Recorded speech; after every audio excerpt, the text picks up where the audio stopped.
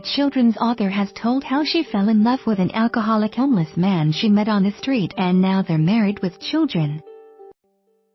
Emmy Abrahamsson, 41, from Sweden, was in Amsterdam in 2006 when Vic Kokula, a stranger, approached her. And she says that despite being struck by his beautiful brown eyes, she knew immediately he was sleeping rough because of his dirty clothes and hair. But the pair got to talking and there was instant chemistry, so much so that after 10 minutes of chatting, Emmy agreed to meet Vic on the same bench a week later for another date. When Emmy had to return to Vienna, where she lived at the time, she suspected she'd never see or hear from Vic again. But 3 weeks later he called her to say he'd made his way to Austria to find her. More than 10 years later, the couple, who appeared on This Morning on Tuesday, are married with 6-year-old twins, Desta and Till.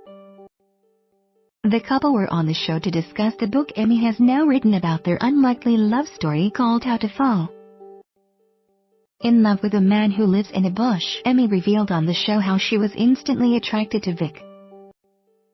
Despite his unkempt appearance, she explained, straight away I could see he was homeless because he was very dirty and so were his hands and fingernails. He was holding a briefcase, which I thought only crazy people did, and later on I found out that's where he held his sleeping bag and cans of beer. We started chatting and I realized he had the most beautiful brown eyes I'd ever seen and he made me laugh straight away. Emmy revealed how they chatted for 10 minutes before he told her to be back on the same bench a week later for their first date, where their relationship blossomed further over a romantic picnic lunch. Vic, an American, had been backpacking around Europe when he ran out of money. He decided he wasn't ready to go back to the US and resorted to sleeping on the street instead. He begged for money, which he then used to make his way around, but soon fell into a pattern of drinking heavily. Vic said the wheels fell off and the alcoholism kicked in heavy. It was such a gradual turn that one day I realized, oh my God, I'm a homeless alcoholic. Emmy was convinced their unlikely romance had come to an inevitable end when she had to return to Vienna, but she gave Vic her number in hope they would connect again. Little did she know that he was desperately trying to raise enough money to make his way to see her again. His 3-week silence was down to the fact he ended up in police custody after stealing a chicken to feed himself.